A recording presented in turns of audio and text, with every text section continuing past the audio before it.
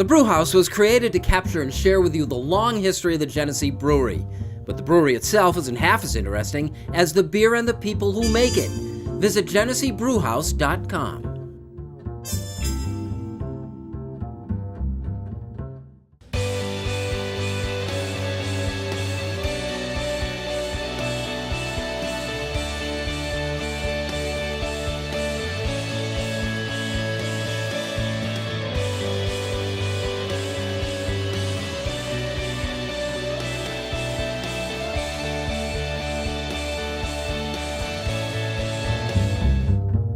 Hi everyone, thanks for joining us. This is the Rochester Press Box, presented by the Genesee Brewhouse. Pleasure to have Nate Rowan of the Rochester Red Wings back in with us to talk football, of course. Thanks for having me, Bill. Great schedulers here. Yeah, I know. Mike Catalana co-hosting along with Pat Duffy, wearing... In honor of the Amherst being back in the playoffs, head coach Chris Taylor, former NHL captain, got the Tails jersey on today. Come on. That's the classic. I love that That's a great sweater. jersey. Yeah. Well, I mean, I'm even wearing on you. Wow. First time in how many years now for the Amherst? What? They haven't won a playoff series since, 05? Five, yeah. And they haven't been in 4 years, 14. Yeah. It's been a good year to be Chris Taylor, I think. Yeah, he's done a really good job. He'll look even better up in Buffalo middle of next season. Nate, let's talk some football. The Hot draft take. in general, first thing is what Dallas is expecting to entertain like 270,000 people this weekend. The NFL really knows what it's doing in terms of this draft. Yeah, that's a relatively new thing is not only teams hosting draft parties, but anything the NFL touches, it blows up. And so the fact that they got the draft out of New York and kind of different places, I think is great, because you give some fan bases that maybe aren't able to travel to New York City or afford that trip the opportunity to see it in person. I think it's great. We're going to talk about the Bills, and we'll defer talk on the Patriots for a while. What team interests you the most out there outside of those two? Oh, the Browns. I mean, the Browns, it is fascinating. They have all the picks. This is what they have built towards, and they have 1 and 4. So they control the draft, not just the beginning of it, which they do, but really, if you look at it, they control the whole draft, especially even if they trade back, it is adding even more picks. So people in Cleveland will tell you, they're smarter now. They've got it figured out now. They're going to have to prove that. I mean, they're going to have to prove that.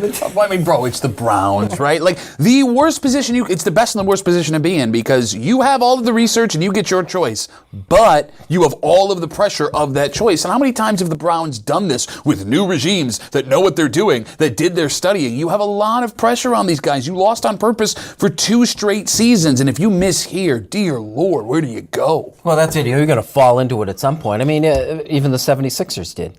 Well, I guess you could look at it that way, but you could say you could fall into it. But they have failed in each attempt to try to get a quarterback. Now they're sitting at 1 and 4.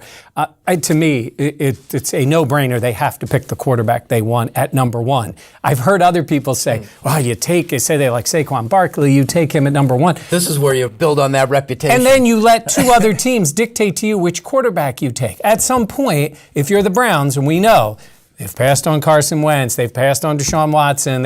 Everybody they've passed on. So you've got to pick a guy, and they're in that position to do it. I think they take a quarterback number 1, but that impacts the entire draft. What the Giants do at 2, the Jets sitting there waiting, what the Browns do again. So that's why I say they really do control the draft. The Browns are obvious, but I think the New York Giants, in terms of a lot of other teams that are looking at what's going on out there, hold the key too. Sure, yeah. I think that the one thing that the Browns have really missed on is that they've made some deals to try to move back in the draft, but then they've botched those deals later on in the draft. So if you're going to trade to get draft picks, you have to at least nail on some of those draft picks at some point. You're not going to nail on every single one. I mean, these guys aren't fortune tellers, but the Browns have missed on almost every. They've made good trades and they've missed on those picks.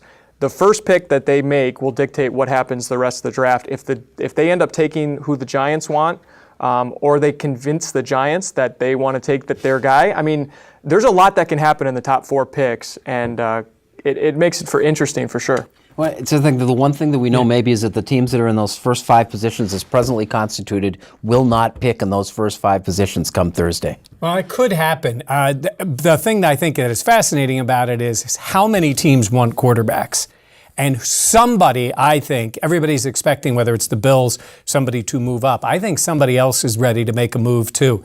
I mean, it could be the Miami Dolphins for all we know. You don't know what a team's going to be willing to give up to make that move. But you could cripple yourself. The Bills are in a pretty good position where if you use your 2 firsts and maybe a second, third, whatever, and you miss, okay, you altered one draft and that stinks. For Miami to get up and do something, for even the Patriots to get up and do something, I know we're going to talk about them in a sec. If you miss, you cripple yourself for years, and I think that risk might keep the Dolphins out of getting up in the top 5. That's why it's interesting for the Bills. Do they look to deal, say, picks into next year? Because to Pat's point, yes, this year maybe is all about this guy, and they got salary cap room and everything going forward. You start dangling out there next year's number 1, because if I'm a team looking at the Bills, I want next year's number 1 from Buffalo. That's going to be the point to see if they make that That's deal. the lead in. We'll talk Bills next. This is the Rochester Press Box, presented by the Genesee Brewhouse.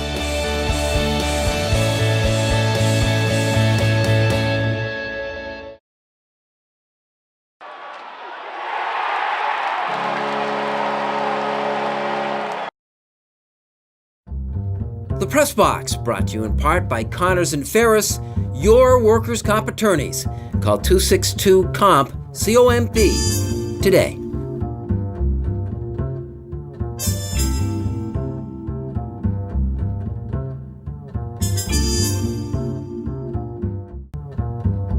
Welcome back to the Rochester Press Box, presented by the Genesee Brewhouse, and this portion brought to you by Connors and Ferris. Mike, you and I have been of the same thought about the whole quarterback thing of the Bills, and this is the opportunity to get it.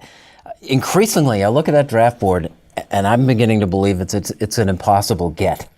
Well, I don't think it's impossible. I think, to what Nate was saying earlier, depending on what the Browns and the Giants do, what it would do for you. We don't know. The Giants, I don't think the Giants are going to take a quarterback, I believe, and then you get to Cleveland, and if you're trading for that pick, you're trading for the 4th of the 4 guys, and you don't know who it's going to be. You are right, and in a sense, that's why I'm happy that the Bills got to 12, because I think at 12, you're sitting there looking to make that move, and is an easier move than if you were sitting back at 21 and 22. So I think the Bills are sitting there. I hear these stories. They have the workings of a deal in place with the Giants. I believe they do. I think they have the workings of a deal in place with the Giants, with the Browns, maybe even with Denver. When I say the working, they've had conversations. What would it take? That I believe it's 70, 80% of the way there. But you're the Giants. You're sitting at 2. The Browns take number 1. They take, let's just say, Sam Darnold. And that's who the Giants wanted.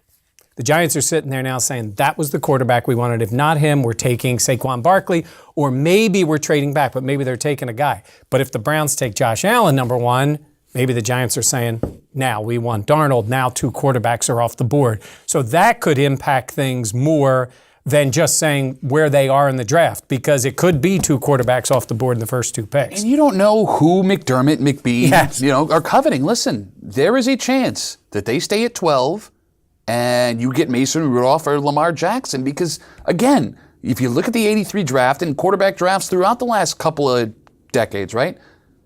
The first guy is not necessarily the best guy. And if we knew who was going to be good, these GMs would never lose their jobs, right? How many folks passed on Dak Prescott and Russell Wilson and over and over and over and over again? Well, can they target all 4? Can they say, look, I don't take believe any that. of them? I don't believe that. I think you have to fall in love with the quarterback, especially to trade up to get him.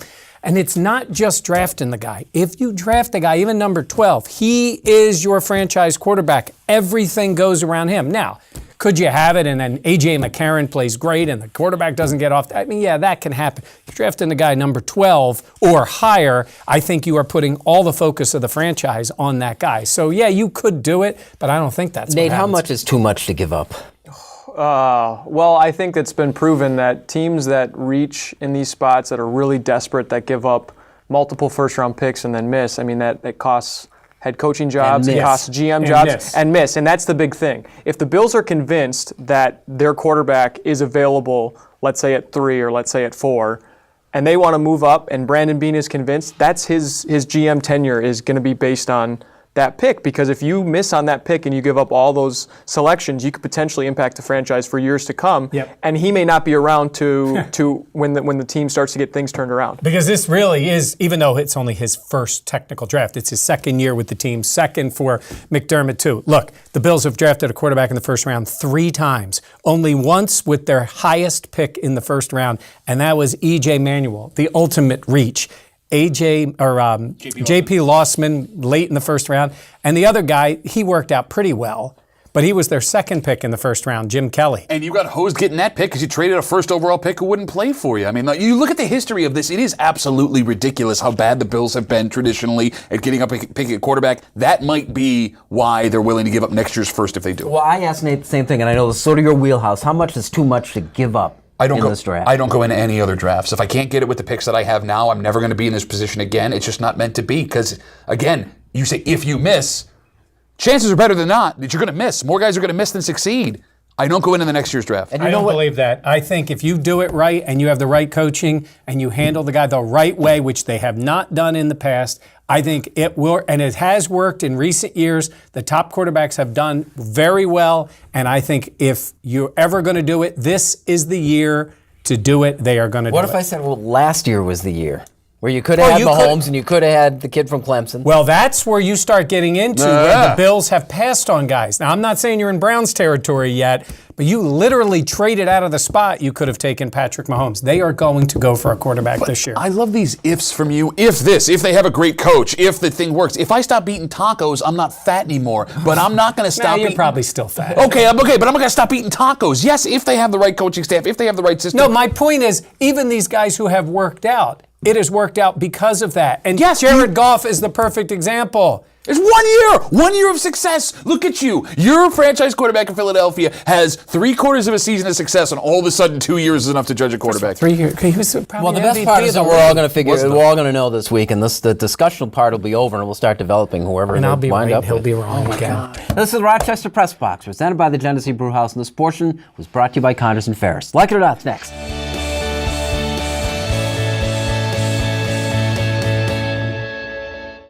Here's the Press Box trivia question, brought to you by Market View Liquor, where exceptional customer service meets an extensive selection. Jefferson Road at 390.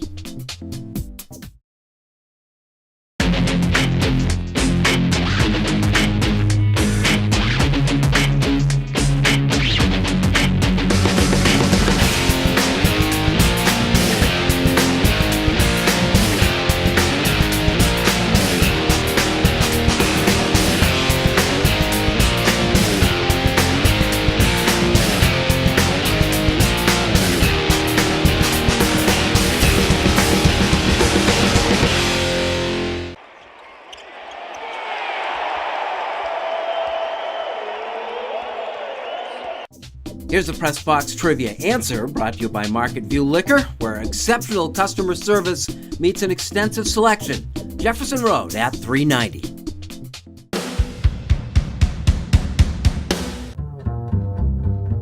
Welcome back to the Rochester Press Box, presented by the Genesee Brewhouse. Like it or not, I'm sure you like it. The imminent demise of the New England Patriots.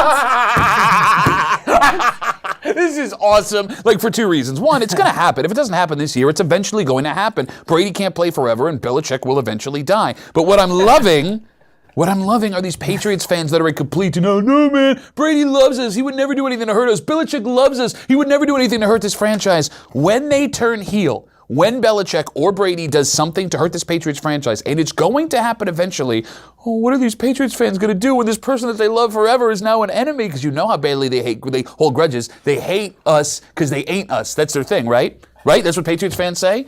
Good. Well, I think they're going to remember it the same way Bills fans remember the Kelly era. Oh! I think you recognize when you're in the middle of it that if you're a fan of that team, these were the best of all possible days. It has been a phenomenal run. It is ending. I told you at the end of last year, this was their last shot. They're not going back to this. I'm telling you now, they're not going back, and this is the last year of Belichick and Brady together. Can I use my theory? Do it. Can I say my theory? At the end of this year, Belichick leaves. Green Bay struggles again. Aaron Rodgers is frustrated. McCarthy gets fired, and Belichick goes to the iconic Green Bay Packers. He loves the history of the NFL. Aaron Rodgers is thrilled. He coaches there for a few years. His name, which is so connected with the trophy for Lombardi, now he's in Lombardi's house, Lambeau. It's perfect. A totally original take. Look at that. I love that. Against your Vikings. Nate, twice like it a or year. not, the Vegas Knights sweep in the first round of the Stanley Cups. I like it, mainly because I don't like the way that the LA Kings play. It's a very boring style of hockey. Vegas is, they got young players, they got An speed. expansion team. The NHL, in my opinion, nailed it on the head when they changed the expansion rules to limit the number of players that each team that was already in the league were able to protect, because there are better players on this team than there were in expansion drafts in the past.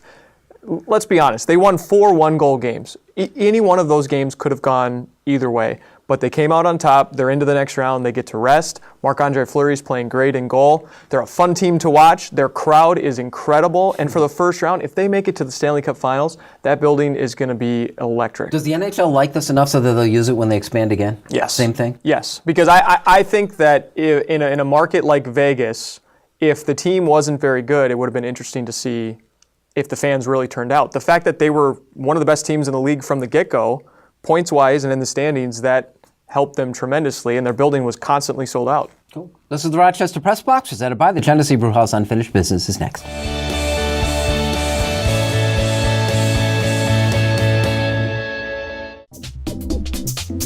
Here is the MVP Experience Stat of the Week, brought to you by Sport Clips, where it's good to be a guy.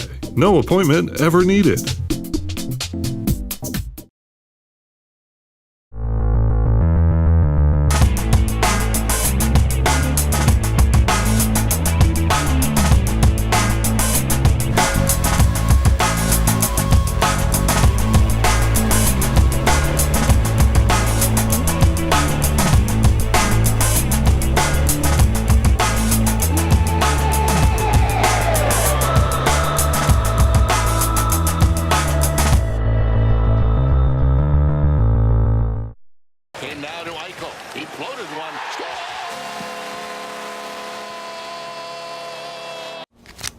Boom.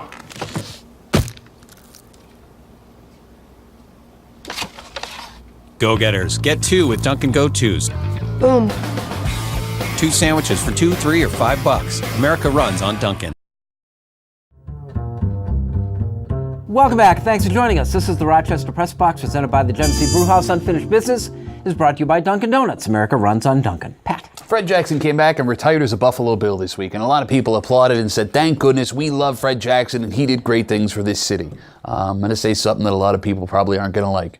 Fred Jackson may be the reason why the Bills didn't make the playoffs for so long. I want you to think about this honestly, and this is a true statistic. Of all the years Fred Jackson was in Buffalo, he rushed for over 1,000 yards one time. Now, I understand there was a crowded backfield with C.J. Spiller and Marshawn Lynch at points, but you could also make the argument that Fred Jackson being a serviceable back is what made Marshawn Lynch expendable, and then one of the best running backs in the league when he went to Seattle. Think about this honestly. In the pantheon of Bills running backs, and there have been great ones, O.J. Simpson, Thurman Thomas, LaShawn McCoy, where does Fred Jackson rank? Is he better than Joe Cribbs? Is he better than Antoine Smith? Because if you sit back and you look at numbers, yards per carry, what they meant to their teams, what their teams did with them on them, he's not. Fred Jackson might be 8th, 9th, 10th best running back in Bills history. And not to take anything away from the guy, he was great. But he may have held you back more than he helped you while he was here. It's always interesting to me. It says the reasons why we like and don't like certain people, and We love Fred Jackson. Of all your bad takes, that might be your worst one. Joe Cribbs? They wasted 2 draft picks, and that was the Bills' fault in that. Marshawn Lynch wanted out. And CJ had one really good year. Okay. But Fred Jackson was a perfect complement. That's the difference. You're right. Fred Jackson was never really a number 1 guy. Complimentary player. Respect you for saying that. If Fred is not in Buffalo, they don't feel comfortable dealing Marshawn Lynch, and maybe he finds something on the back end. Marshawn wanted to be gone. Hey, He wanted Fred to be Jackson, gone. just saying. Wow. Hating on Fred. Fred Jackson. Nate. The Red Wings are finally going to be able to cooperate with Mother Nature, as the forecast looks gorgeous for Monday, Tuesday, Wednesday when they host the Gwinnett Stripers, rebranding from the Gwinnett Braves. Top prospect Ronald Acuna Jr. will be in town, and the Red Wings have seen plenty of top prospects with other teams in the International League. The likes of Bryce Harper, Steven Strasburg, Aaron Judge, Yoan Moncada with Charlotte.